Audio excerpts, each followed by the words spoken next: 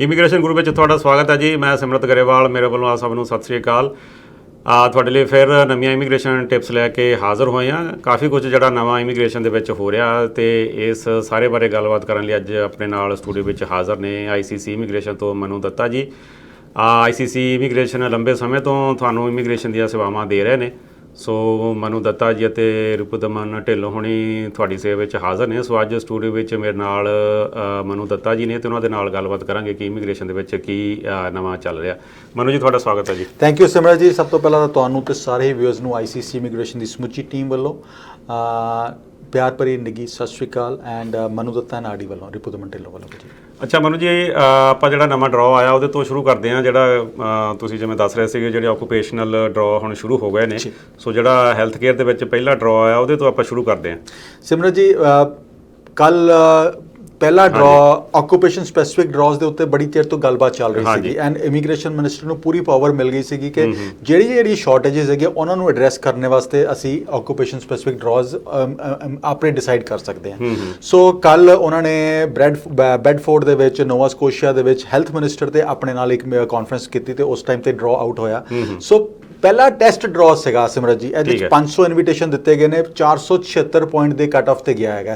ਸੋ ਇਹ health services ਦੇ ਵਿੱਚ ਉਹਨਾਂ ਨੇ ਜਿਹੜੇ ਆਕੂਪੇਸ਼ਨਸ ਟਾਰਗੇਟ ਕੀਤੇ ਹੈਗੇ ਨੇ ਉਹ ਹੈਗੇ doctors, dentist, physiotherapist, pharmacist, lab technicians, nurses, nursing technician. So ਇਹੋ ਜਿਹੇ ਸਾਰੇ ਆਕੂਪੇਸ਼ਨ ਹੈਲਥ ਸਰਵਿਸਿਜ਼ ਨਾਲ ਰਿਲੇਟਡ ਟਾਰਗੇਟ ਕੀਤੇ ਗਏ ਨੇ। ਆਪਟੋਮੀਟਰਿਸਟ ਵੀ ਇਸ ਦੇ ਵਿੱਚ ਹੈਗੇ ਨੇ। ਇਹ ਪਹਿਲਾ ਡਰਾਅ ਸੀਗਾ। ਸੋ 500 ਇਨਵੀਟੇਸ਼ਨਸ ਪਹਿਲੇ ਦਿੱਤੇ ਗਏ ਨੇ। ਹੁਣ ਇੱਕ ਹੋਰ ਡਰਾਅ ਐਕਸਪੈਕਟਡ ਹੈਗਾ ਹੈਲਥ ਸਰਵਿਸਿਜ਼ ਦਾ, ਉਹ ਹੈਗਾ 5 ਜੁਲਾਈ ਨੂੰ। ਉਹਦੇ ਵਿੱਚ 1500 ਇਨਵੀਟੇਸ਼ਨਸ ਦਿੱਤੇ ਜਾਣ ਵਾਲੇ ਹੈਗੇ ਨੇ ਤਰਫ ਜੀ। ਸੋ ਇਹਦੇ ਨਾਲ ਅੱਜ ਜਾਂ ਕੱਲ ਦੇ ਵਿੱਚ ਇੱਕ ਹੋਰ ਡਰਾਅ ਆਊਟ ਹੋਣ ਵਾਲਾ ਹੈ। ਇਹ ਤੇ ਹੁਣ ਜਿਸ ਤਰ੍ਹਾਂ ਗਵਰਨਮੈਂਟ ਨੇ ਆਈਡੈਂਟੀਫਾਈ ਕਰ ਲਿਆ ਕਿ 6 ਸਾਨੂੰ ਆਕੂਪੇਸ਼ਨਸ ਇਨ ਡਿਮਾਂਡ ਸਾਡੇ ਹੈਗੇ ਨੇ। ਸੋ ਦੂਸਰੇ ਟ੍ਰੇਡ ਜਿਹੜਾ ਆਕੂਪੇਸ਼ਨ ਇਨ ਡਿਮਾਂਡ ਹੈਗੇ ਉਹਦੇ ਵਿੱਚ ਵੀ ਡਰਾਅ ਅੱਜ ਜਾਂ ਕੱਲ ਦੇ ਵਿੱਚ ਐਕਸਪੈਕਟਡ ਹੈਗਾ STEM ਦੇ ਵਿੱਚ। So science, technology, engineering and mathematics, ਇਹਦੇ ਵਿੱਚ ਆਰਕੀਟੈਕਟਸ ਆ ਜਾਂਦੇ ਨੇ, ਸਿਵਲ ਇੰਜੀਨੀਅਰਸ ਆ ਜਾਂਦੇ ਨੇ, ਮਕੈਨੀਕਲ ਇੰਜੀਨੀਅਰਸ ਆ ਜਾਂਦੇ ਨੇ। IT ਨਾਲ ਰਿਲੇਟਡ ਹਰ ਆਕੂਪੇਸ਼ਨ ਤਕਰੀਬਨ ਹੈਗਾ, ਸੌਫਟਵੇਅਰ IT ਰਿਲੇਟਡ। ਉਸ ਤੋਂ ਬਾਅਦ ਮੈਥਮੈਟੀਸ਼ੀਅਨਸ ਦੇ ਵਿੱਚ ਡਾਟਾ ਸਾਇੰਟਿਸਟ, ਡਾਟਾ ਐਨਾਲਿਸਟ, ਉਹ ਸਾਰੇ ਆਕੂਪੇਸ਼ਨਸ ਇਹਦੇ ਵਿੱਚ ਫਾਲ ਕਰ ਰਹੇ ਨੇ। ਸੋ ਇਹਦੇ ਬਾਅਦ ਅੱਗੇ ਅਸੀਂ ਹੋਰ ਡਰਾਅਸ ਦੇਖਾਂਗੇ ਬਾਕੀ ਵੀ ਜਿਹੜੇ ਹਾਈਲਾਈਟਡ ਆਕੂਪੇਸ਼ਨਸ ਹੈਗੇ ਉਹਨਾਂ ਦੇ ਵਿੱਚ, ਜਿਸ ਤਰ੍ਹਾਂ ਟਰਾਂਸਪੋਰਟ ਹੋ ਗਿਆ, ਐਗਰੀਕਲਚਰ ਹੋ ਗਿਆ, ਫ੍ਰੈਂਚ ਸਪੀਕਿੰਗ ਦੇ ਉੱਤੇ ਫੋਕਸ ਹੈਗਾ, ਟ੍ਰੇਡਸ ਦੇ ਉੱਤੇ ਫੋਕਸ ਹੈਗਾ। ਸੋ ਅੱਗੇ ਉਹ ਵੀ ਡਰਾਅਸ ਸ਼ੁਰੂ ਹੋ ਜਾਣਗੇ ਸਿਮਰਤ ਜੀ। ਸੋ ਇੰਟਰਸਟਿੰਗ ਹੋਣ ਵਾਲਾ ਹੈ ਕਾਫੀ ਚੀਜ਼ਾਂ। ਹੁਣ ਜਿਵੇਂ ਤੁਸੀਂ ਦੱਸ ਰਹੇ ਹੋ ਵੀ ਜਿਹੜੀਆਂ 4-5 ਜਿਹੜੇ ਆਕੂਪੇਸ਼ਨਲ ਕੈਟਾਗਰੀਜ਼ ਜਿਹੜੀ ਸਰਕਾਰ ਨੇ ਪੁਆਇੰਟ ਆਊਟ ਕੀਤੀਆਂ, ਸੋ ਮੇਰੇ ਖਿਆਲ ਬਹੁਤ ਸਾਰੀਆਂ ਜਿਹੜੇ ਆਕੂਪੇਸ਼ਨ ਇੱਥੇ ਸ਼ਾਰਟੇਜ ਆ ਉਹ ਸਾਰੇ ਤਕਰੀਬਨ ਇਹਦੇ ਵਿੱਚ ਕਵਰ ਅਪ ਲੱਗਦਾ ਵੀ ਹੋ ਜਾਣਗੇ 100%। ਸਿਮਰਤ ਜੀ, ਇਮੀਗ੍ਰੇਸ਼ਨ ਇੱਕ ਚੀਜ਼ ਸਾਨੂੰ ਐਪਰੀਸ਼ੀਏਟ ਕਰਨਾ ਪਏਗਾ। ਇਸ ਟਾਈਮ ਤੇ ਜੋ ਇਮੀਗ੍ਰੇਸ਼ਨ ਮਿਨਿਸਟਰ ਸ਼ੌਨ ਫਰੇਜ਼ਰ ਜਿਸ ਤਰ੍ਹਾਂ ਚੱਲ ਰਿਹਾ ਹੈਗਾ, he is doing some amazing work and ਇਹ ਜਿਹੜੀ ਚੀਜ਼ਾਂ ਅੱਜ ਕਰ ਰਹੇ ਇਹਦਾ ਬੈਨੀਫਿਟ ਅੱਜ ਨਹੀਂ ਆਉਣ ਵਾਲਾ। ਇਹਦਾ ਬੈਨੀਫਿਟ ਆਉਂਦਿਆਂ 5 ਤੋਂ 10 ਸਾਲ ਲੱਗ ਜਾਣੇ ਹੈਗੇ ਨੇ। ਬਟ ਐਂਡ ਆਫ ਦਾ ਜਦੋਂ ਉਹ ਆਏਗੇ ਬੈਨੀਫਿਟ ਐਕਚੁਅਲੀ ਕੈਨੇਡਾ ਰਿਸੀਵ ਕਰੇਗਾ, ਇਟ ਵਿਲ ਬੀ ਇਮੈਂਸ। ਬਿਕੋਜ਼ ਤੁਸੀਂ ਦੇਖੋ ਅੱਜ ਵੀ ਕਾਫੀ ਸਾਰੀਆਂ ਮਿਊਨਿਸਪੈਲਿਟੀਜ਼ ਹੈਗੀਆਂ, ਕਾਫੀ ਸਾਰੇ ਰੈਜ਼ੀਡੈਂਟਸ ਹੈਗੇ ਨੇ ਜਿਨ੍ਹਾਂ ਦੇ ਕੋਲ ਅੱਜ ਵੀ ਫੈਮਿਲੀ ਡਾਕਟਰ ਨਹੀਂ ਹੈਗਾ। ਉੱਥੇ ਨਰਸਿਸ ਹੀ as a doctor look after ਕਰ ਰਹੀਆਂ ਆਪਣੇ ਕਲਾਇੰਟਸ ਨੂੰ। ਅਸੀਂ GT ਨੂੰ ਛੱਡ ਦਈਏ, ਅਟਲਾਂਟਿਕਸ ਦੇ ਵਿੱਚ, ਮੈਨੀਟੋਬਾ ਦੇ ਵਿੱਚ ਚੱਲ ਜਾਈਏ, ਐਲਬਰਟ, ਬਹੁਤ ਸਾਰੇ ਇਹੋ ਜਿਹੀਆਂ ਪਲੇਸਿਸ ਹੈਗੇ, ਇਹੋ ਜਿਹੇ ਟਾਊਨਸ ਹੈਗੇ ਜਿੱਥੇ ਡਾਕਟਰ ਐਗਜ਼ਿਸਟ ਨਹੀਂ ਕਰ ਰਿਹਾ। ਸੋ ਸਾਨੂੰ ਇਹ ਆਕੂਪੇਸ਼ਨ ਸਪੈਸੀਫਿਕ ਡਰਾਅਸ ਦੇ ਨਾਲ ਅਸੀਂ ਉਹ ਟ੍ਰੇਡਸ ਨੂੰ ਹਾਈਲਾਈਟ ਕਰਾਂਗੇ। ਕੰਸਟਰਕਸ਼ਨ ਦੀਆਂ ਕੰਪਨੀਆਂ ਹੈਗੀਆਂ, ਇਸ ਟਾਈਮ ਤੇ ਕਿਸੇ ਕੋਲ ਡਰਾਈ ਵਾਲਰ ਨਹੀਂ ਹੈਗੇ। ਤੁਸੀਂ ਡਰਾਸਟਿਕ ਸ਼ਾਰਟੇਜਸ ਹੈਗੀਆਂ ਕੰਕਰੀਟ ਫਿਨਿਸ਼ਰਸ ਦੀਆਂ। ਸੋ ਆਕੂਪੇਸ਼ਨ ਸਪੈਸੀਫਿਕ ਡਰਾਅਸ ਦਾ ਐਡਵਾਂਟੇਜ ਆਉਣ ਵਾਲਾ, ਬਟ ਟਾਈਮ ਲੱਗੇਗਾ। ਬਿਲਕੁਲ ਜੀ। ਅੱਛਾ, ਪਿੱਛੇ ਜੇ ਸਰਕਾਰ ਨੇ ਇੱਕ ਹੋਰ ਅਨਾਉਂਸਮੈਂਟ ਕੀਤੀ ਜਿਹੜੇ ਅਮਰੀਕਾ ਦੇ ਵਿੱਚ H1B ਵੀਜ਼ੇ ਤੇ ਨੇ ਵੀ ਉਹਨਾਂ ਦੇ ਲਈ ਜਿਹੜੀ ਕੈਨੇਡੀਅਨ ਸਰਕਾਰ ਕੁਝ ਕਰਨ ਜਾ ਰਹੀ ਹੈ, ਉਹ ਕੀ ਹੈ ਉਹਦੇ ਬਾਰੇ? ਸਿਮਰਤ ਜੀ, ਇੱਕ ਰੀਸੈਂਟਲੀ ਸਾਡੇ ਨਾ ਇੱਕ ਕਨਕਲੂਜਨ ਕਾਨਫਰੰਸ ਹੁੰਦੀ ਹੈ ਹਰ ਸਾਲ। ਸੋ ਕਨਕਲੂਜਨ ਕਾਨਫਰੰਸ ਦੇ ਵਿੱਚ ਜਿਹੜੇ IT ਕੰਪਨੀਜ਼, IT ਸਟਾਰਟਅਪਸ, ਬਹੁਤ ਸਾਰੀਆਂ ਇੰਡੀਵਿਜੂਅਲਸ ਆਉਂਦੇ ਨੇ ਇਹਦੇ ਵਿੱਚ ਪਾਰਟਿਸਿਪੇਟ ਕਰਨ ਵਾਸਤੇ। ਉਹਦੇ ਵਿੱਚ ਇਮੀਗ੍ਰੇਸ਼ਨ ਮਿਨਿਸਟਰ ਸ਼ੌਨ ਫਰੇਜ਼ਰ ਨੇ ਕਿਹਾ ਕਿ ਅਸੀਂ ਕੈਨੇਡਾ ਨੂੰ ਵੀ IT ਹੱਬ ਬਣਾਉਣਾ ਚਾਹੁੰਦੇ ਨੇ। ਜਿਸ ਤਰ੍ਹਾਂ US ਦੇ ਵਿੱਚ ਅਸੀਂ ਸਿਲੀਕਨ ਵੈਲੀ ਦੀ ਗੱਲ ਕਰਦੇ ਹਾਂ, H1B ਵੀਜ਼ਾ ਹੋਲਡਰ ਤਕਰੀਬਨ 4 ਲੱਖ H1B ਵੀਜ਼ਾ ਹੋਲਡਰ ਹੈਗਾ US ਦੇ ਵਿੱਚ।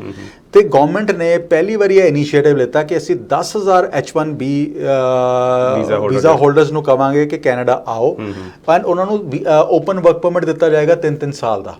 ਸੋ 3 ਸਾਲ ਦੇ ਵਿੱਚ ਉਹ ਇੱਥੇ ਆ ਕੇ ਆਪਣੀ ਆਕੂਪੇਸ਼ਨਸ ਲੱਭ ਸਕਦੇ ਨੇ, ਜੌਬ ਲੱਭ ਸਕਦੇ ਨੇ। ਬਟ ਇੱਕ ਹੋਰ ਚੀਜ਼ ਉਹਨਾਂ ਨੇ ਇਨੀਸ਼ੀਏਟ ਕੀਤੀ, ਉਹ ਹੈਗੀ ਨੋਮੈਡ ਸਟ੍ਰੈਟਜੀ। ਨੋਮੈਡ ਕੀ ਹੁੰਦੇ ਨੇ? ਜਿਸ ਤਰ੍ਹਾਂ ਜਿਹੜੇ ਜਾਨਵਰਾਂ ਨੂੰ ਲੈ ਕੇ ਤੁਰਦੇ ਰਹਿੰਦੇ ਨੇ, ਨੋਮੈਡਸ। ਠੀਕ ਹੈ, ਉਹ ਤੁਰਦੇ ਰਹਿੰਦੇ ਨੇ, ਇੱਕ ਜਗ੍ਹਾ ਰਹੇ, ਦੂਜੀ ਜਗ੍ਹਾ ਰਹੇ, ਤੀਜੀ ਜਗ੍ਹਾ, ਜਿੱਥੇ ਉਹਨਾਂ ਨੂੰ ਖਾਣਾ ਮਿਲਿਆ ਉਹ ਜਾਨਵਰਾਂ ਵਾਸਤੇ ਉੱਥੇ ਰੁਕ ਗਏ, ਉਹ ਤੋਂ ਅੱਗੇ ਫੇਰ ਚਲੇ ਗਏ। ਸੋ ਨੋਮੈਡ ਸਟ੍ਰੈਟਜੀ ਕ੍ਰੀਏਟ ਕਰ ਰਹੇ ਆ ਜੀ। ਨੋਮੈਡ ਸਟ੍ਰੈਟਜੀ ਦੇ ਵਿੱਚ ਜਿਹੜੇ ਵੀ IT ਪ੍ਰੋਫੈਸ਼ਨਲਸ ਹੈਗੇ ਨੇ, ਉਹਨੂੰ 6 ਮਹੀਨੇ ਦਾ ਵੀਜ਼ਾ ਦਿੱਤਾ ਜਾਏਗਾ। ਸੋ ਉਹ ਆਪਣੀ ਕੰਪਨੀ ਜਿਹਦੇ ਨਾਲ ਕੰਮ ਕਰ ਰਹੇ ਨੇ, ਉਹਦੀ ਕੰਪਨੀ ਦੀ ਜੌਬ ਰਿਮੋਟਲੀ ਕੈਨੇਡਾ ਬਹਿ ਕੇ ਕਰ ਸਕਦੇ ਨੇ, ਐਂਡ 6 ਮਹੀਨੇ ਦੇ ਵਿੱਚ ਉਹਨਾਂ ਕੋਲ ਟਾਈਮ ਹੋਏਗਾ ਕੈਨੇਡਾ ਦੇ ਵਿੱਚ ਜੌਬ ਲੱਭਣ ਵਾਸਤੇ। ਜੇ ਉਹਨਾਂ ਨੂੰ ਜੌਬ ਮਿਲ ਜਾਂਦੀ ਹੈਗੀ ਤੇ ਉਹਨਾਂ ਦਾ ਵੀਜ਼ਾ ਚੇਂਜ ਹੋ ਜਾਏਗਾ, ਉਹ LMI ਦੇ ਨਾਲ ਵਰਕ ਪਰਮਿਟ ਦੂਜੇ ਤੇ ਆ ਜਾਣਗੇ, ਬਟ 6 ਮਹੀਨੇ ਦੀ ਉਹਨਾਂ ਨੂੰ ਐਂਟਰੀ ਉਸ ਤਰ੍ਹਾਂ ਦਿੱਤੀ ਜਾਏਗੀ। ਸੋ ਬੜੀ ਅੱਛੇ, ਹੁਣ USA ਦੇ ਵਿੱਚ ਸਿਮਰਤ ਜੀ ਯਾਦ ਹੋਏਗਾ ਤੁਹਾਨੂੰ, H1B ਵੀਜ਼ਾ ਹੋਲਡਰਸ ਵਾਸਤੇ ਲੇਆਫਸ ਬੜੀਆਂ ਚੱਲਦੀਆਂ ਪਈਆਂ ਸੀਗੀਆਂ, ਐਂਡ ਬਹੁਤ ਸਾਰਿਆਂ ਨੂੰ ਲੋਕਾਂ ਨੂੰ ਵਾਪਸ ਜਾਣਾ ਪੈਂਦਾ ਸੀਗਾ। ਸੋ ਉਹ ਐਡਵਾਂਟੇਜ ਮਿਲ ਗਿਆ ਕਿ ਹੁਣ ਸਾਨੂੰ ਟੈਲੈਂਟ ਲੱਭਣ ਵਾਸਤੇ, ਬਿਕੋਜ਼ ਜਿਹੜਾ ਵੀ H1 ਵੀਜ਼ਾ ਤੇ ਹੈਗਾ ਉਹ IT ਨਾਲ ਰਿਲੇਟਡ ਜੌਬ ਦੇ ਵਿੱਚ ਹੈਗਾ ਜਾਂ ਬਿਜ਼ਨਸ ਨਾਲ ਰਿਲੇਟਡ ਜੌਬ ਦੇ ਉੱਤੇ ਹੈਗਾ, ਕਮਿਊਨੀਕੇਸ਼ਨ ਉਹਦੀ ਅੱਛੀ ਹੈਗੀ ਹੈ, ਐਜੂਕੇਸ਼ਨ ਅੱਛੀ ਹੈ, ਤਾਂ ਹੀ ਉਹ ਉਸ ਜੌਬ ਨੂੰ US ਦੇ ਵਿੱਚ ਲੈ ਕੇ ਬੈਠਾ ਹੈਗਾ। ਸੋ ਉਹ ਅਸੀਂ ਟੈਲੈਂਟ ਅਸੀਂ ਕੈਨੇਡਾ ਵਾਸਤੇ ਹੁਣ ਲਿਆ ਸਕਦੇ ਆ। ਮਤਲਬ ਇਹ ਹੋ ਗਿਆ ਵੀ ਜਿਹਦੇ ਕੋਲ ਅਮਰੀਕਾ ਦੇ ਵਿੱਚ ਜੌਬ ਹੈਗੀ H1B ਵੀਜ਼ੇ ਤੇ ਆ, ਤੇ ਉਹ ਕੈਨੇਡਾ ਦਾ ਜਿਹੜਾ ਸਿਸਟਮ ਹੈ ਰਹਿਣ ਸਹਿਣ ਦਾ, ਉਹ ਮਾਣ ਕੇ ਤੇ ਜੌਬ ਅਮਰੀਕਾ 'ਚ ਕਰ ਸਕਦਾ ਪਹਿਲੇ 6 ਮਹੀਨੇ। ਅੱਛਾ, ਉਸ ਤੋਂ ਬਾਅਦ ਫਿਰ ਉਹਨਾਂ ਨੂੰ ਕੈਨੇਡੀਅਨ ਜੌਬ ਲੈਣੀ ਪਏਗੀ। ਉਹ ਠੀਕ ਹੈ।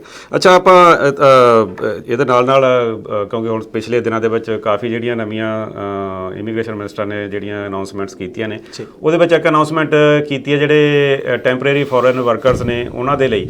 ਉਹ ਕੀ ਹੈ? ਕਿਉਂਕਿ ਉਹਦੇ ਵਿੱਚ ਵੀ ਮੈਂ ਦੇਖਿਆ ਜਿਹੜਾ ਸੋਸ਼ਲ ਮੀਡੀਆ ਉੱਤੇ ਕਾਫੀ ਕਨਫਿਊਜ਼ਨ ਚੱਲ ਰਹੀ ਹੈ। ਉਹ ਦੱਸੋ ਵੀ ਕੀ ਚੀਜ਼ ਹੈ ਜਿਹੜੀ ਮਿਨਿਸਟਰ ਨੇ ਅਨਾਉਂਸ ਕੀਤੀ ਹੈ? ਸਿਮਰਤ ਜੀ, ਹੈਗਾ ਕੀ ਹੈ, ਬੇਸਿਕਲੀ ਜਿਹੜਾ ਵੀ ਸਟੂਡੈਂਟ ਇੱਥੇ ਪੜ੍ਹਾਈ ਕਰ ਗਿਆ, ਹਾਂਜੀ, ਉਹ ਓਪਨ ਵਰਕ ਪਰਮਿਟ ਤੇ ਆ ਗਿਆ, ਤੇ ਉਸ ਤੋਂ ਬਾਅਦ ਜਿਹੜੇ ਫੋਰਨ ਵਰਕਰਸ ਹੈਗੇ ਨੇ ਉਹ ਬੌਂਡਡ ਵਰਕ ਪਰਮਿਟ ਦੇ ਉੱਤੇ ਹੈਗੇ। ਹੁਣ ਬੌਂਡਡ ਵਰਕ ਪਰਮਿਟ ਤੇ ਜੇ ਅੱਜ ਤੱਕ ਹੀ ਹੁੰਦਾ ਸੀਗਾ, ਜੇ ਤੁਸੀਂ ਕੋਈ ਕੋਰਸ ਕਰਨਾ ਹੈਗਾ ਜਾਂ ਵਰਕ ਪਰਮਿਟ ਤੇ ਹੈਗੇ ਹੋ, ਤੁਸੀਂ ਕੋਈ ਕੋਰਸ ਕਰਨਾ, 6 ਮਹੀਨੇ ਤੋਂ ਛੋਟਾ ਕੋਰਸ ਹੈਗਾ ਤੇ ਤੁਹਾਨੂੰ ਸਟੱਡੀ ਵੀਜ਼ਾ ਲੈਣ ਦੀ ਲੋੜ ਨਹੀਂ ਹੈਗੀ। ਜੇ 6 ਮਹੀਨੇ ਤੋਂ ਜ਼ਿਆਦਾ ਕੋਰਸ ਹੈਗਾ ਤੇ ਤੁਹਾਨੂੰ ਆਪਣਾ ਸਟੇਟਸ ਚੇਂਜ ਕਰਕੇ ਸਟੱਡੀ ਵੀਜ਼ਾ ਲੈਣਾ ਪੈਂਦਾ ਸੀਗਾ, ਤਾਂ ਤੁਸੀਂ ਪੜ੍ਹਾਈ ਕਰ ਸਕਦੇ ਸੀਗੇ। ਸੋ ਹੁੰਦਾ ਕੀ ਪਿਆ ਸੀਗਾ, ਬਹੁਤ ਸਾਰੇ ਬੱਚੇ ਜਾਂ ਬਹੁਤ ਸਾਰੇ ਫੋਰਨ ਵਰਕਰਸ ਇਹੋ ਜਿਹੇ ਹੈਗੇ ਨੇ ਜਿਹੜੇ ਆਪਣੇ ਸਕਿੱਲਸ ਨੂੰ ਇੰਪਰੂਵ ਕਰਨਾ ਚਾਹੁੰਦੇ ਨੇ, ਬਟ ਉਹ ਇੰਪਰੂਵ ਨਹੀਂ ਕਰ ਪਾ ਰਹੇ ਸੀਗੇ। ਸੋ ਉਹਦੇ ਵਾਸਤੇ ਇਹ ਸਟ੍ਰੈਟਜੀ ਲੈ ਕੇ ਆਏ ਨੇ। ਹੁਣ ਜਿਹੜਾ ਪੁਆਇੰਟ ਸਿਸਟਮ ਦੇ ਵਿੱਚ ਵੀ ਜਿਹੜਾ ਬੱਚਾ ਗ੍ਰੇਡ 12 ਕਰਕੇ ਆਇਆ, 2 ਸਾਲ ਪੜ੍ਹਾਈ ਕਰ ਲਈ, 1 ਸਾਲ ਜੌਬ ਕਰ ਲਈ, ਜੇ ਆਪਣੇ ਪੁਆਇੰਟਸ ਉਹ ਵਧਾਉਣਾ ਚਾਹੁੰਦਾ, ਉਹ ਆਪਣੀ ਐਜੂਕੇਸ਼ਨ ਅੱਗੇ ਕਰ ਸਕਦਾ ਹੈਗਾ। ਸੋ ਹੁਣ ਕੋਈ ਉਹਨਾਂ ਨੂੰ ਸਪੈਸ਼ਲ ਵੀਜ਼ਾ ਲੈਣ ਦੀ ਲੋੜ ਨਹੀਂ, ਸਟੱਡੀ ਵੀਜ਼ਾ ਲੈਣ ਦੀ ਲੋੜ ਨਹੀਂ, ਨਾਲ ਦੀ ਨਾਲ ਜਿੰਨੇ ਚਿਰ ਦਾ ਉਹਦਾ ਵਰਕ ਪਰਮਿਟ ਹੈਗਾ ਤਾਂ ਤੱਕ ਦੀ ਉਹ ਪੜ੍ਹਾਈ ਉਸੇ ਸਟੇਟਸ ਦੇ ਵਿੱਚ ਲੈ ਕੇ ਕਰ ਸਕਦਾ ਹੈਗਾ ਜੀ। ਠੀਕ ਹੈ। ਤੁਸੀਂ ਦੇਖ ਰਹੇ ਹੋ ਇਮੀਗ੍ਰੇਸ਼ਨ ਗੁਰੂ। ਮੇਰੇ ਨਾਲ ਅੱਜ ਸਟੂਡੀਓ ਵਿੱਚ ਹਾਜ਼ਰ ਨੇ ICC ਇਮੀਗ੍ਰੇਸ਼ਨ ਤੋਂ ਮਨੂ ਦੱਤਾ ਜੀ। ਉਹਨਾਂ ਦੇ ਨਾਲ ਗੱਲਬਾਤ ਕਰ ਰਹੇ ਹਾਂ ਕਿ ਇਮੀਗ੍ਰੇਸ਼ਨ ਦੇ ਵਿੱਚ ਜੋ ਪਿਛਲੇ ਸਮੇਂ ਦੇ ਵਿੱਚ ਨਵੀਆਂ ਅਨਾਉਂਸਮੈਂਟ ਹੋਈਆਂ ਨੇ ਉਹਨਾਂ ਬਾਰੇ ਗੱਲਬਾਤ ਕਰ ਰਹੇ ਹਾਂ। ਅੱਛਾ ਮਨੂ ਜੀ, ਕੁਝ ਹੋਰ ਆਪਣੇ ਵੱਲੋਂ ਤੁਸੀਂ ਐਡ ਕਰਨਾ ਚਾਹੋ, ਕੋਈ ਚੀਜ਼ ਨਵੀਂ ਜਿਹੜੀ? ਸਿਮਰਤ ਜੀ, ਇਸ ਟਾਈਮ ਤੇ ਟ੍ਰੇਡ ਦੀਆਂ ਬਹੁਤ ਸਾਰੀਆਂ ਓਪਨਿੰਗਸ ਮੌਜੂਦ ਹੈਗੀਆਂ, ICC ਦੇ ਕੋਲ ਕਾਫੀ ਸਾਰੀਆਂ ਓਪਨਿੰਗਸ ਹੈਗੀਆਂ। ਸੋ ਜਿਹੜੇ ਵੀ ਦੋਸਤ ਸਾਨੂੰ ਦੇਖ ਰਹੇ ਨੇ, ਜੇ ਤੁਹਾਡਾ ਐਕਸਪੀਰੀਅੰਸ ਵੈਲਡਿੰਗ ਦਾ ਹੈਗਾ ਆ, ਜੇ ਤੁਹਾਡੇ ਕੋਲ ਵੈਲਡਿੰਗ ਦਾ ਐਕਸਪੀਰੀਅੰਸ ਹੈਗਾ, ਸਟੀਲ ਫੈਬਰੀਕੇਟਰ ਦਾ ਐਕਸਪੀਰੀਅੰਸ ਹੈਗਾ, ਮਿਲ ਰੇਟ ਦਾ ਐਕਸਪੀਰੀਅੰਸ ਹੈਗਾ, ਮੋਟਰ ਰੀਵਾਈਂਡਿੰਗ ਦਾ ਐਕਸਪੀਰੀਅੰਸ ਹੈਗਾ, ਮਸ਼ੀਨਿਸਟ ਦਾ ਐਕਸਪੀਰੀਅੰਸ ਹੈਗਾ, ਤੇ ਸਾਡੇ ਕੋਲ ਓਪਨਿੰਗਸ ਤੁਹਾਡੇ ਵਾਸਤੇ ਮੌਜੂਦ ਹੈਗੀਆਂ। ਐਂਡ PNP ਅਪਰੂਵਡ EMPLOYERS ਹੈਗੇ ਨੇ, ਤੁਸੀਂ ਅੱਗੇ ਆ ਕੇ ਕੰਮ ਕਰੋਗੇ, ਅੱਛੀ ਸੈਲਰੀਜ਼ ਹੈਗੀਆਂ। $24 ਤੇ $27 ਤੋਂ ਜੌਬਸ ਸ਼ੁਰੂ ਹੋ ਰਹੀਆਂ ਹੈਗੀਆਂ, ਐਂਡ ਦੇ ਗੋ ਅਪ ਟੂ $35 ਵਿਦ ਐਕਸਪੀਰੀਅੰਸ ਤੁਹਾਨੂੰ ਉਹ ਮਿਲੇਗਾ। ਬਟ ਤੁਸੀਂ ਉੱਥੇ ਕੰਮ ਕਰ ਸਕਦੇ ਹੋ, ਤੁਹਾਡੀ ਫੈਮਿਲੀ ਨੂੰ ਓਪਨ ਵਰਕ ਪਰਮਿਟ ਮਿਲ ਜਾਏਗਾ, ਬੱਚਿਆਂ ਨੂੰ ਸਟੱਡੀ ਪਰਮਿਟ ਮਿਲ ਜਾਏਗਾ, ਐਂਡ ਤੁਸੀਂ PNP ਦੇ ਵਿੱਚ ਘੱਟ ਬੈਂਡ ਦੇ ਨਾਲ ਆਰਾਮ ਨਾਲ ਕੁਆਲੀਫਾਈ ਕਰ ਜਾਓਗੇ। ਸੋ ਜਿੰਨੇ ਵੀ ਦੋਸਤ ਸਾਡੇ ਵੈਲਡਿੰਗ ਦੇ ਵਿੱਚ ਹੈਗੇ ਨੇ, ਮਸ਼ੀਨਿੰਗ ਦੇ ਵਿੱਚ ਹੈਗੇ ਨੇ, ਮਿਲ ਰਾਈਟ ਦੇ ਵਿੱਚ ਹੈਗੇ ਨੇ, ਸਟੀਲ ਫੈਬਰੀਕੇਸ਼ਨ ਦਾ ਐਕਸਪੀਰੀਅੰਸ ਹੈਗਾ, ਹੈਵੀ ਡਿਊਟੀ ਮਕੈਨਿਕਸ ਦਾ ਐਕਸਪੀਰੀਅੰਸ ਹੈਗਾ, ਡੀਜ਼ਲ ਮਕੈਨਿਕ ਦਾ ਐਕਸਪੀਰੀਅੰਸ ਹੈ, ਤੇ ਸਾਨੂੰ ਇੱਕ ਵਾਰੀ ਰੀਚ ਆਊਟ ਕਰ ਲਓ। ਨਾਲ ਦੀ ਨਾਲ ਜੇ ਹੌਸਪਿਟੈਲਿਟੀ ਦੇ ਵਿੱਚ ਤੁਹਾਡੇ ਕੋਲ ਐਕਸਪੀਰੀਅੰਸ ਹੈਗਾ, ਹੌਸਪਿਟੈਲਿਟੀ ਦੇ ਵਿੱਚ ਜੇ ਕੁੱਕ ਹੈਗੇ ਹੋ, ਅਸਿਸਟੈਂਟ ਕੁੱਕ ਹੈਗੇ ਹੋ, ਲਾਈਨ ਕੁੱਕ ਹੈਗੇ ਹੋ, ਸੁਪਰਵਾਈਜ਼ਰ ਹੈਗੇ ਹੋ, ਮੈਨੇਜਰ ਹੈਗੇ ਹੋ, ਸਾਡੇ ਕੋਲ ਇੱਕ ਫਰੈਂਚਾਈਜ਼ ਹੈਗੀ ਹੈ, ਜੇ ਆਰ ਕੁਆਲੀਫਾਈਡ, ਜਿਹਨਾਂ ਕੋਲ LMIs ਅਪਰੂਵਡ ਪਏ ਨੇ, ਐਂਡ ਉੱਥੇ ਤੁਸੀਂ ਉਹਨਾਂ ਕੋਲ ਕੰਮ ਕਰ ਸਕਦੇ ਹੋ, PNP ਦੇ ਵਿੱਚ ਕੁਆਲੀਫਾਈ ਕਰ ਸਕਦੇ ਹੋ। ਕੈਨੇਡਾ ਦੇ ਵਿੱਚ ਹੈਗੇ ਹੋ ਤਾਂ ਵੀ ਜੇ 1 ਸਾਲ ਦਾ ਐਕਸਪੀਰੀਅੰਸ ਤੁਹਾਡੇ ਕੋਲ ਜ਼ਰੂਰ ਹੋਣਾ ਚਾਹੀਦਾ ਹੈਗਾ ਕਿਸੇ ਵੀ ਫਰੈਂਚਾਈਜ਼ੀ ਦੇ ਵਿੱਚ ਜਾਂ ਕਿਸੇ ਰੈਸਟੋਰੈਂਟ ਦੇ ਵਿੱਚ ਕੰਮ ਕਰਨ ਦਾ। ਜੇ ਕੈਨੇਡਾ ਤੋਂ ਬਾਹਰ ਹੈਗੇ ਹੋ ਤਾਂ ਵੀ ਤੁਸੀਂ ਸਾਨੂੰ ਰੀਚ ਆਊਟ ਕਰ ਸਕਦੇ ਹੋ ਤੇ ਤਾਂ ਵੀ ਤੁਸੀਂ ਇੱਥੇ ਆ ਕੇ ਕੰਮ ਕਰ ਸਕਦੇ ਹੋ। ਐਂਡ ਬੜੀ ਹੀ ਅੱਛੀ ਕੰਪਨੀਜ਼ ਹੈਗੀਆਂ ਜਿਨ੍ਹਾਂ ਵੱਲ ਤੁਸੀਂ ਕੰਮ ਕਰੋਗੇ ਐਂਡ ਪੀਆਰ ਵਾਸਤੇ ਵਿਦ ਫੈਮਿਲੀ ਕੁਆਲੀਫਾਈ ਕਰ ਜਾਓਗੇ। ਐਂਡ ਅੱਜ ਦੀ ਤਰੀਕ ਦੇ ਵਿੱਚ ਈਵਨ ਜਿਹੜੀ ਪਬਲਿਕ ਪਾਲਿਸੀ ਹੈਗੀ ਹੈ ਕਿ ਵਿਜ਼ਟਰ ਆ ਕੇ ਵਰਕ ਪਰਮਿਟ ਲੈ ਸਕਦੇ ਨੇ ਜੇ ਕੋਈ LMIA ਮਿਲ ਜਾਂਦਾ ਹੈਗਾ। ਸੋ ਗ੍ਰੈਬ ਥੀਸ ਓਪਰਚੁਨਿਟੀਜ਼। ਅੱਜ ਦੀ ਤਰੀਕ ਦੇ ਵਿੱਚ ਅਸੀਂ ਹਾਂ ਇੱਕ ਚੀਜ਼ ਹੋਰ ਸਿਮਰਤ ਜੀ ਕਿ GTA ਨੂੰ ਛੱਡਣ ਦੀ ਤੁਸੀਂ ਆਪਣੀ ਸੋਚ ਕੇ ਆਇਆ ਜੇ ਕਿ GTA ਦੇ ਵਿੱਚ PR ਨਹੀਂ ਹੋਣੀ ਕਿਉਂਕਿ ਜੇ ਏਜ ਜ਼ਿਆਦਾ ਹੈਗੀ ਹੈ, ਐਜੂਕੇਸ਼ਨ ਘੱਟ ਹੈਗੀ ਹੈ, ਆਈਲੈਟਸ ਘੱਟ ਹੈਗਾ ਤੇ GTA ਦੇ ਵਿੱਚ ਏਜ PR ਹੋਣੀ ਤੁਹਾਡੀ ਮੁਸ਼ਕਲ ਹੈਗੀ ਹੈ ਤੇ you should be mentally prepared ਕਿ ਮੈਂ ਕੈਨੇਡਾ ਦੇ ਵਿੱਚ ਸੈਟਲ ਹੋਣਾ ਚਾਹੁੰਦਾ rather then GTA। And Canada ਦੇ ਵਿੱਚ GTA ਤੋਂ ਬਾਹਰ ਓਪਰਚੁਨਿਟੀਜ਼ ਦੀ ਬਹੁਤ ਸਾਰੀਆਂ ਓਪਰਚੁਨਿਟੀਜ਼ ਹੈਗੀਆਂ। ਐਂਡ ਜੇ ਤੁਸੀਂ ਇੰਟਰਨੈਸ਼ਨਲ ਸਟੂਡੈਂਟ ਹੈਗੇ ਹੋ, ਗ੍ਰੇਡ 12 ਕਰਕੇ ਆਏ ਸੀਗੇ, think about moving out of Ontario because Ontario ਤੋਂ ਬਾਹਰ ਬਹੁਤ ਸਾਰੀਆਂ ਜੌਬਸ ਹੈਗੀਆਂ। Ontario ਦੇ ਵਿੱਚ ਅਸੀਂ ਕਹਿੰਦੇ ਆ ਟਰੱਕਿੰਗ ਦੀਆਂ ਜੌਬਸ ਬਿਲਕੁਲ ਘਟਣੀਆਂ ਸ਼ੁਰੂ ਹੋਈਆਂ ਜੀ, ਬਟ GTA ਤੋਂ ਬਾਹਰ ਅੱਜ ਵੀ ਬੜੀਆਂ ਓਪਨਿੰਗਸ ਹੈਗੀਆਂ। ਬਟ ਜੇ ਤੁਸੀਂ ਆਪਣੇ ਆਪ ਨੂੰ ਲਿਮਿਟ ਕਰਕੇ ਬਹਿ ਜਾਓਗੇ ਮੈਂ GTA ਨਹੀਂ ਛੱਡਣਾ, ਆਪਣੇ ਰਿਸ਼ਤੇਦਾਰਾਂ ਦੇ ਕੋਲ ਰਹਿਣਾ, ਤੇ PR ਔਖੀ ਹੋ ਜਾਣੀ ਹੈਗੀ ਹੈ। ਸੋ ਜੇ ਬਾਹਰ ਜਾਣ ਵਾਸਤੇ ਤਿਆਰ ਹੈਗੇ ਹੋ ਐਂਡ ਕੱਲਾ ਇੱਕ ਸਾਡੀ ਕਮਿਊਨਿਟੀ ਦੇ ਵਿੱਚ ਹੋਰ ਹੈਗਾ ਪੰਜਾਬੀਆਂ ਦੇ ਵਿੱਚ ਕਿ ਅਸੀਂ ਟਰੱਕ ਡਰਾਈਵਰ ਦੇ ਉੱਤੇ ਹੀ ਜਾਣਾ, ਅਸੀਂ ਟਰੱਕ ਡਰਾਈਵਰ ਦੇ ਅੱਗੇ ਲਾਇਸੈਂਸ ਲੈਣਾ, ਜਦ ਕਿ ਹੋ ਸਕਦਾ ਟਰੱਕ ਡਰਾਈਵਰ ਦੀ ਈਵਨ ਲੋਕਲ ਜਿਹੜੇ ਡਰਾਈਵਰਸ ਬੈਠੇ ਉਹਨਾਂ ਨੂੰ ਵੀ ਜੌਬਸ ਨਹੀਂ ਮਿਲ ਰਹੀਆਂ। ਅੱਜ ਕੱਲ ਲੋਡ ਸਿਮਰਤ ਜੀ ਜਿਹੜੇ 7 ਦਿਨ ਜਿਹਨਾਂ ਨੂੰ ਕੰਮ ਮਿਲਦਾ ਪਿਆ ਸੀ ਅੱਜ ਦੇ ਹਫਤੇ ਦੇ ਵਿੱਚ 2 ਦਿਨ ਕੰਮ ਮਿਲਦਾ ਪਿਆ ਹੈਗਾ। ਸੋ ਬਾਹਰ ਜਾ ਕੇ ਉਹਨਾਂ ਜੌਬਸ ਦੇ ਉੱਤੇ ਕੰਮ ਕਰੋ ਜਿਹੜੀ ਤੁਹਾਨੂੰ PR ਕਰਾ ਰਹੀਆਂ ਰਾਦਰ ਦੈਨ ਆਪਣੀ ਇੱਕ ਫਿਕਸ ਸੋਚ ਦੇ ਨਾਲ ਆਉਂਦੇ ਹੋ। ਤੇ ਕਿਸੇ ਵੀ ਕੰਸਲਟੈਂਟ ਲਾਇਰ ਨਾਲ ਉਹਨਾਂ ਨਾਲ ਡਿਸਕਸ ਕਰੋ ਜਿਹਦੇ ਕੋਲ ਐਕਸਪੀਰੀਅੰਸ ਹੈਗਾ, ਜਿਹੜਾ ਲੀਗਲੀ ਤੁਹਾਨੂੰ ਸੁਜੈਸ਼ਨ ਦੇ ਸਕਦਾ ਹੈਗਾ। ਮਨੂ ਜੀ ਜਾਣ ਤੋਂ ਪਹਿਲਾਂ ਸੰਪਰਕ ਲਈ ਨੰਬਰ ਤੇ ਈਮੇਲ ਜ਼ਰੂਰ ਸਾਂਝੀ ਕਰ ਦਿਓ ਜੀ। ਬਿਲਕੁਲ, ਸਾਡਾ ਈਮੇਲ ID ਹੈਗਾ ਜੀ info@iccimmigration.ca। ਫੋਨ ਨੰਬਰ ਹੈਗਾ 905 461 2424 905 4612424। WhatsApp ਨੰਬਰ ਹੈਗਾ 6478509000। ICC ਇਮੀਗ੍ਰੇਸ਼ਨ ਤੇ ਸਾਨੂੰ ਸਾਡੇ ਕੋਲ ਮੇਰੇ ਤੋਂ ਆਰਡੀ ਤੋਂ ਇਲਾਵਾ ਹੋਰ ਵੀ ਕੰਸਲਟੈਂਟਸ ਹੈਗੇ ਨੇ, ਜਿਹੜੇ ਵੀ ਦੋਸਤ ਜਿਹੜੇ ਵੀ ਬੱਚੇ ਜਿਹੜੇ ਵੀ ਕੰਸਲਟੈਂਟ ਤੁਹਾਡੀ ਫਾਈਲ ਤੇ ਕੰਮ ਕਰਦੇ ਨੇ ਉਹ ਰੈਗੂਲੇਟਡ ਹੈਗੇ ਨੇ। ਨਾਲ ਦੀ ਨਾਲ we are a team that is known for crystal clear and transparent advice. ਜਿਹੜੀ ਚੀਜ਼ ਪੋਸੀਬਲ ਹੋਏਗੀ ਉਹ ਤੁਹਾਨੂੰ ਦੱਸਾਂਗੇ and out of the box ਜਾ ਕੇ ਦੱਸਾਂਗੇ।